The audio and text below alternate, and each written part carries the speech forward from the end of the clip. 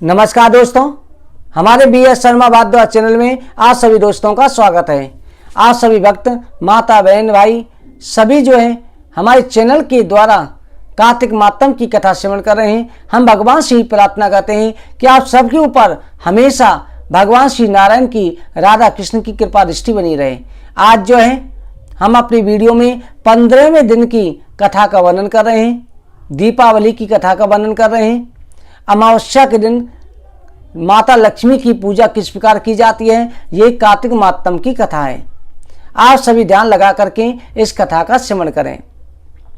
बोलो कार्तिक मातम की जय।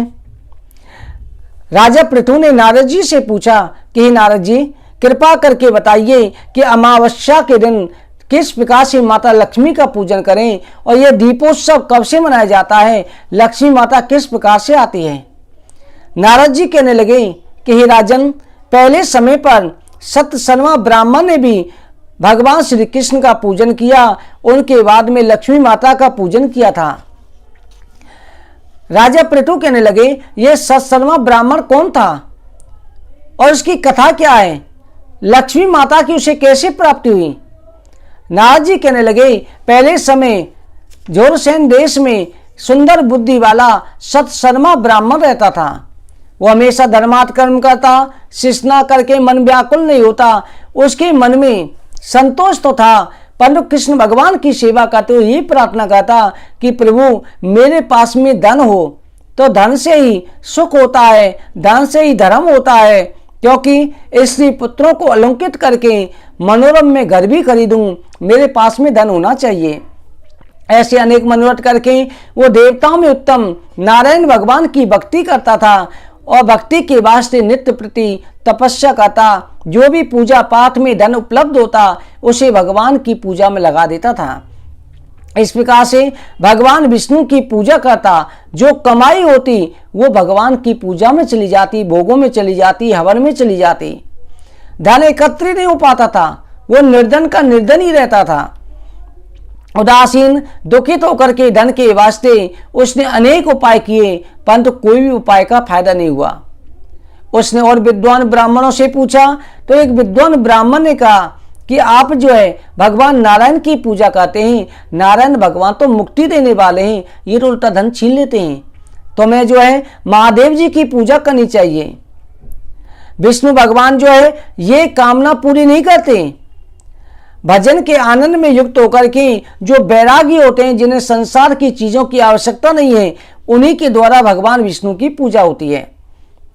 इसलिए ब्रह्मा देवता तुम्हें भगवान शिव की पूजा करनी चाहिए। मुनि के वचन सुनकर के यमुना के तट पर महादेव जी के लिंग बना करके मिट्टी के लिंग बनाता और नित्य प्रति जो है भगवान महादेव जी की पूजा करने लगा। 12 महीने तक उस सतसर्मा ब्राह्मण ने जो है शिव जी की पूजा करी। भगवान शंकर जी जो है एक ब्राह्मण का रूप धारण करके सतसर्मा के पास आए और कहे, सतसर्मा तुम्हारे मन में जो भी इच्छा हो मुझसे वरदान मांगो। उस समय पर सतसर्मा ने कहे, प्रभु मुझे लक्ष्मी प्राप्ति होनी चाहिए, मैं धन चाहता हूं, लक्ष्मी प्राप्ति का मुझे वरदान दो। शंकर जी ने कहा कि हे सतसर्मा, तुम्हारे लिए उपाय बताता हूं। तुम अपने राज्य में जाकर के राजा से एक वचन मांगो कि राजन, मेरे अलावा आपके राज्य में कोई भी दीपक ना जलावे।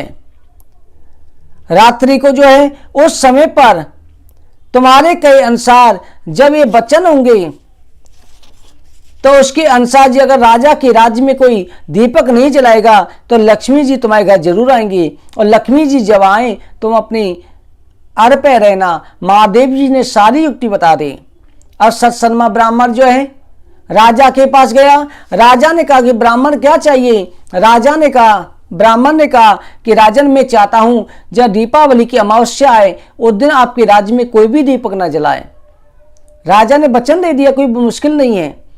सतसर्मा ब्राह्मण घर आ गया। जब दीपावली आई उस समय कार्तिक की अमावस्या आई, ब्राह्मण ने जाकर के राजा को वचन याद कराया। राजा ने पूरे राज्य में हुक्म करवा दिया कि कोई भी जो है दीपक आज नहीं जलाएगा। सतसर्मा ब्राह्मण बड़ा प्रसन्न हुआ। सतसर्मा ने अपने घर में दीप माला करी, पूरा घर दीपकों से सजा दिया। अनेक तरह से साफ सफाई करके घर की सजावट करी। तो रात के समय पर हाथ में नीला कमल लिए हुए मंद मंद मुस्कुराती हुई माता लक्ष्मी जो एक स्त्री के रूप में प्रवेश करने लगी। 16 श्रृंगार कर रखा था। उसी समय सत्सरमा ब्राह्मण जागा हुआ था, दरवाजे पर बैठा हुआ था। उसने लक्ष्मी माता को रोक दिया और कहा कि देवी, मेरे घर के अंदर प्रवेश ना करो। लक्ष्मी जी कहने लगी, ब्राह्मण, मैं तुम्हारे घर में जाना चाहती हूं। तब कहने लगा कि तुम पति और पत्नी बड़े दोषी हो। हे भद्रे, तुम्हारा पति भी बहुत कठोर है, जो उसकी पूजा करते हैं उनका सब कुछ छीन लेता है, और तुम भी अति चंचल हो, अपने मद में लोगों को मोहित भी कर देती हो, बुद्धि भ्रष्ट भी कर देती हो, और एक जगह रुकती भी नहीं हो। तुम दोनों स्त्री पुरुष दोषी हैं, तुम यहां मत रहो, औरों को छलने के लिए जाओ। तब लक्ष्मी जी कहने लगी कि हे ब्राह्मण, इस समय भगवान विष्णु शयन कर रहे हैं, उनके शयन करने पे मैं आई हूं। अब मैं तुम्हारे घर से कभी नहीं जाऊंगी, निश्चल होकर के रहूंगी, हमको अपने घर में जाने दो। ब्राह्मण बोला कि हमारे वंश में आप 3 वंशों तक रहो, और शपथ दो कि आप हमें अपने मद से अंधा नहीं करोगी, और ऐसे ही हमारे घर में रहो, और जो तुम्हारी पूजा करे उनके घर में भी ऐसे ही वास करो। लक्ष्मी जी बोली कि ब्राह्मण, विधि से मेरी पूजा करो। ब्राह्मण बोला कि परमेश्वरी, किस विधि से पूजा करूं? तब माँ लक्ष्मी बोली कि कार्तिक मास की अमावस्या को घी के अथवा तिल के तेल के दीप माला करके दीपक जलाओ। जितने दीपक आप जलाओगे उतने 1000 वर्ष तक तुम्हें रुद्रलोक की प्राप्ति होगी। कार्तिक मास में प्रातःकाल अमावस्या के दिन उठ करके स्नान करके देवता पितरों का पूजन करके सायकाल के समय पितरों के नाम से श्राद्ध भी करना चाहिए। अनेक प्रकार के भोजनों के द्वारा ब्राह्मणों को प्रसन्न करें, और सायकाल को जो है दीप माला करें। अपने घर में, तुलसी में, ब्राह्मण के स्थान में, देवताओं के मंदिर में, शमशान में, रसोई में, इन सब जगह पर जाकर के मुझे जगाना चाहिए। जैसे पतिव्रता स्त्री पति से पहले जागती है, वैसे विष्णु भगवान के जागने से 12 दिन पहले हम जागती हैं। अमावस्या के दिन बालक, बुजुर्ग, रोगी, इनको जो है छोड़ करके बाकी सभी को पूजा से पहले खाना नहीं खाना चाहिए। सबसे पहले गणेश जी की पूजा करें, फिर कुबेर भगवान की पूजा करें। ओम भूर्वस्व कुबेराय नमः, ओम गणेशाय नमः, इस प्रकार से षोडशोपचार से पूजा करें। फिर अष्टदल कमल के साथ में मेरी पूजा करें, और मेरी पूजा करके संकल्प करके मुझे समर्पित कर दें, और जो भी वस्तु आपके पास उपलब्ध है वो मुझे अर्पित करें, और प्रार्थना करें, हे मातेश्वरी, आपने जैसे देवताओं पर कृपा करी, क्षीर सागर से उत्पन्न हुई, भगवान विष्णु को प्राप्त हुई, आप मेरे ऊपर कृपा दृष्टि बरसाओ। मुझको जो है मंदार, परजार, पाटली, चंपा, चमेली, जो भी फूल हैं अर्पित करें, और धूप दीप दे करके प्रार्थना करें, मातेश्वरी ये सब वस्तुएं स्वीकार करो।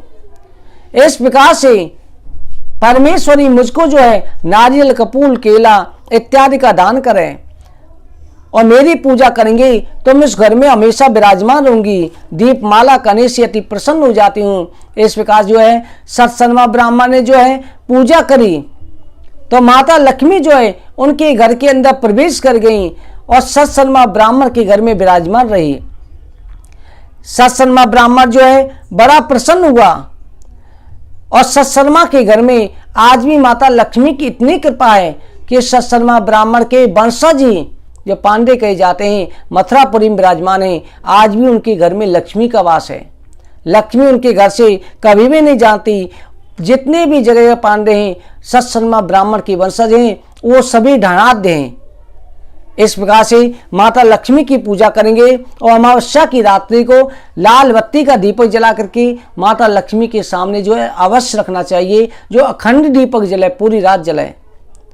माता लक्ष्मी की जरूर कृपा प्राप्त होगी। बोलो कार्तिक मातम की जय।